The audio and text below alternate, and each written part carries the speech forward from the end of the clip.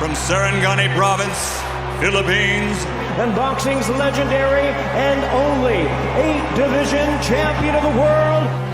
Ladies and gentlemen, let's get ready to rumble!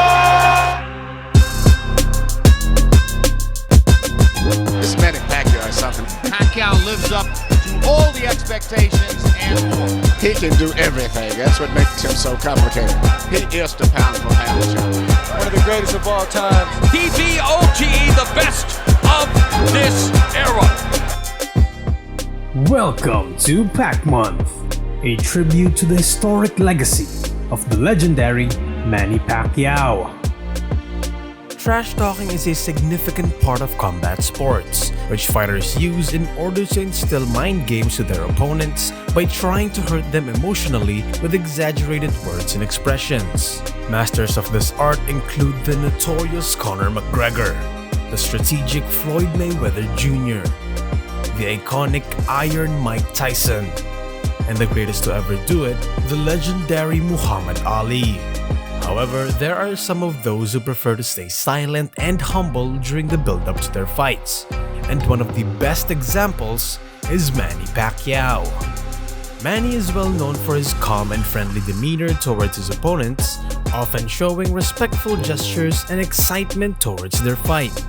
This is one of the greatest trademarks in his career, staying humble and quiet during the build-up, then unloading everything he has during the fight itself. Manny has faced a handful of confident fighters who delivered trash talks ranging from mediocre to downright pissing off the people's champ.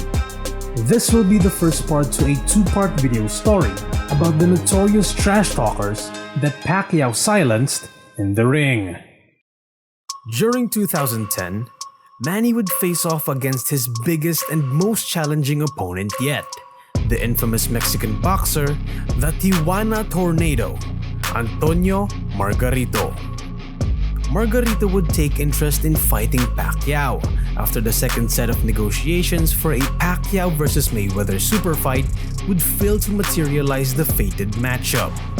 This would then lead to the formation of a grand title match for the WBC light middleweight title. This would be a redemption arc for Margarito, following his infamous plastered hand wrap scandal, which started during his very controversial TKO victory against Miguel Cotto in late 2008 up until his defeat from the hands of Sugar Shane Mosley the year after.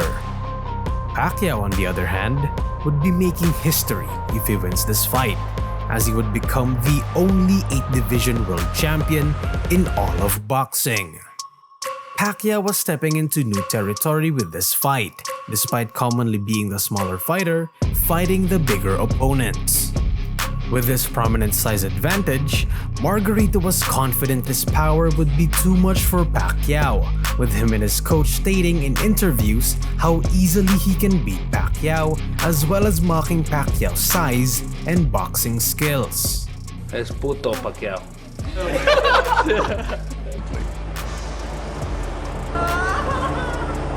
No le veo con qué te dominen ni en fuerza ni. I see the fight easier and easier. Your manager told me you're gonna knock out Pacquiao with the uppercut. Poder, me siento muy bien para noquearlo. Le va a doler como si trajera yeso, pero no hay nada de ventaja. Que Manny Pacquiao va a decir en qué problema me siento. Que Tony ha subido con algo ilegal. Y la verdad, así va a ser. Vamos a ganar a Manny Pacquiao. Manny simply responded in a humble manner, saying that he wants to give Margarito this chance to redeem himself, as well as bring honor and excitement not only to his country, but also to boxing fans around the world. This is a difficult fight and most important fight to me because I'm moving up another weight division. We have to give him a chance to recover his career, and we're just human. We're not perfect. My concern is not only for myself, but what I can give to my country, what I can give to the people who love boxing. On July 23, 2010, the fight would take place at the Cowboy Stadium in Arlington, Texas, United States. Things would become more challenging for Pacquiao, as upon rehydrating for the fight, Margarito weighed in at 165 pounds, a whole 17 pounds heavier than Pacquiao.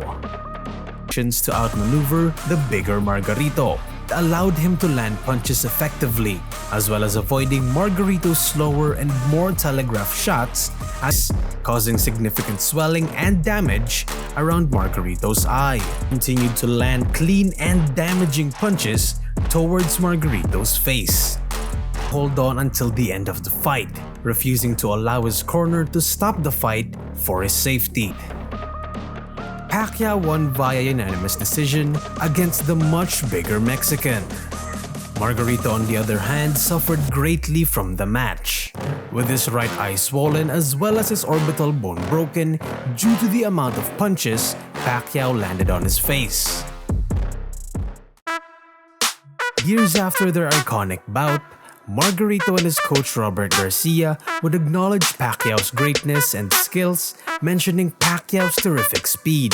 No hay problema, pero cuando yo lo agarre, pero para agarrarlo, y es que la verdad me daba como 7, 8 por 1, realmente es demasiado rápido Manny Pacquiao. Look, his fucking speed is unbelievable, you know. You've seen it against Margarito. As Margarito retired, he possessed great respect for Manny, defending him from critics about alleged drug use. ¿Tú crees que Manny Pacquiao es un boxeador o tú crees que hay algo raro en su carrera? Mira, Héctor, yo siempre lo he dicho, sí, pega muy fuerte, me quebró el hueso orbital, que nadie jamás en carrera. Yo sinceramente no lo creo.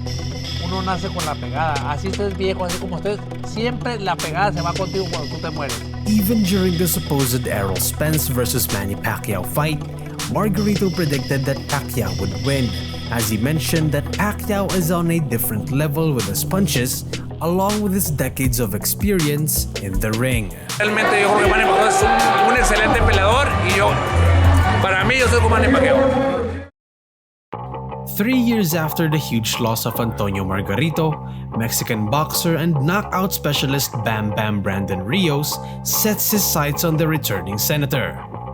During this period, Manny has lost his last 2 fights, first losing his WBO welterweight unanimous decision from the hands of Timothy Bradley. A few months later, he would go on to lose the final match against his greatest in a shocking knockout finish, putting an end to Pacquiao's dominant years as he balances his career as a boxer and his duties as a politician. Rios, on the other hand, was a rising star in boxing, looking forward to taking down the legend that is Manny Pacquiao. Rios trains under Robert Garcia, who is also Antonio Margarito's coach, making this almost a revenge mission to get back at Pacquiao. During the Margarito camp against Pacquiao, Rios would dish out trash talks towards Pacquiao in support of Margarito, calling Pacquiao names and belittling the Filipino legend. He ain't gonna play around. He's gonna go out there and he's gonna fuck up this dude. Pacquiao's making excuses that he's not training, he's missing the election, all that. But you know what? To me, I think he's scared, and Freddie Roach is scared. I wouldn't be surprised if he tried to cancel the fight, saying that I hurt my hand or something, just because he's scared. Margarito's gonna knock his down. The tornado's gonna. During the build-up to the fight, however, Rios showed a different side of him, being very respectful and even playful towards Pacquiao. You know what I'm saying? So we're right here again in beautiful Shanghai. We made it to the top and we're right here next to Manny Pacquiao. Bust it. Yeah. Boxing's better than sex. That's my orgasm. Rios would instead shift his anger towards the critics, who belittled him by saying he's not ready for Pacquiao. Hey, you know what? I don't give a fuck about them. November 24th, I'm just gonna shut them up and show these motherfuckers don't doubt me ever again. To all the critics, fuck you. Due to this, he aims to retire Pacquiao with this fight, to prove to the people that it's his time to shine and that he has what it takes to be a top-tier boxer. Manny's not gonna win. I cannot go over there and let this guy win. I'll let you concentrate on the congressman. I gotta go in there. I gotta retire Manny Pacquiao because I'm the next star. Before the fight, however, things would heat up once more when Freddie Roach confronted the Rios camp, who were finishing up interviews at the boxing gym, which both fighters used, leading to a heated altercation. This would lead to Freddie Roach getting hurt, making the fight more personal.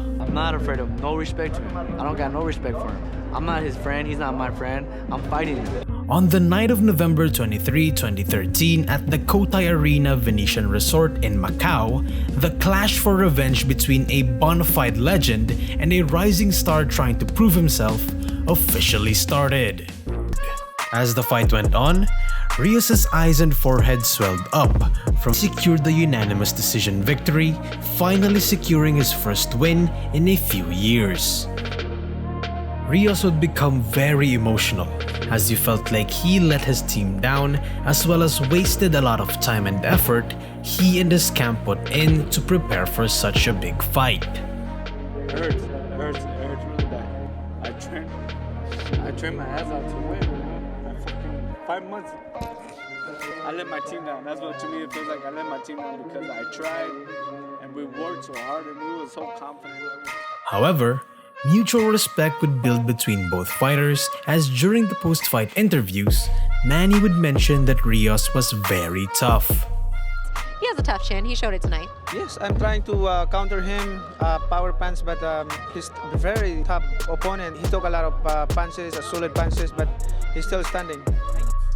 Rios, on the other hand, would mention that he wasn't hurt in the fight. Instead, he was just stunned with Pacquiao's blinding speed and terrific angling. He never hurt me one bit. I never got stunned. It just threw me off guard at the quickness and the awkwardness that he is. I give a big thanks to Manny Pacquiao for giving me an opportunity for a big fight like this. Years after the fight, Rios would look back at his face-off against Pacquiao, paying massive respect to the legend and saying that he regrets all the things he said back then during the Margarito days. You can't hate on the guy, he's done a lot of great things. I go back and look at the 24/7, I look at all the shit I was saying, I shouldn't be saying that shit, you know. For me to say that I'm gonna retire and this and that, I think what it was just boosting my self-ego. He even admitted that he was actually very nervous coming into the ring with Pacquiao, even stating that he almost peed himself from the nerves. Because I'm fighting a Pacquiao, dude, the biggest guy in the world. But man, I was so nervous, I fucking almost peed myself walking in the ring with Pacquiao.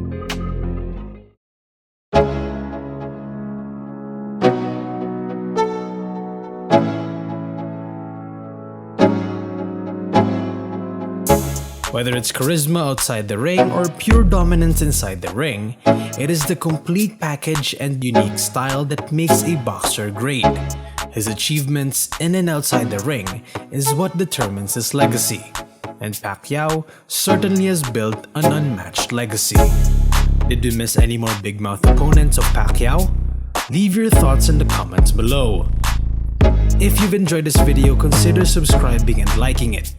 Want more boxing stories? Comment down who you want us to feature next. For the meantime, indulge yourself with the previous episodes of PacMonth right here. This is PacMonth.